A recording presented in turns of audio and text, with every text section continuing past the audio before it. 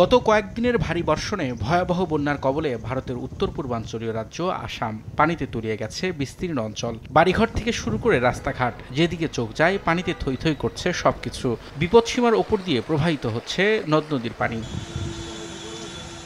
নষ্ট হয়ে গেছে ফসলি জমি, বাড়িঘর ডুবে যাওয়ায় দেখা দিয়েছে চরম ভোগান্তি। জীবন বাঁচাতে গবাদি পশু নিয়ে কোনো মতে বন্যা রক্ষার বাঁধের ওপর ঠাঁই নিয়েছে বানভাসী মানুষ।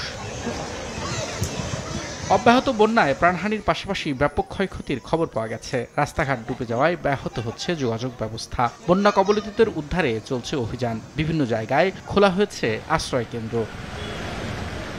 আসামের পাশাপাশি মণিপুরেও দেখা দিয়েছে ভয়াবহ বন্যা। বনাঞ্চল পানিতে তলিয়ে যাওয়ায় বিপন্নের মুখে পড়েছে বন্যপ্রাণী। রবিউল ইসলাম আওলাদ, সময় সংবাদ।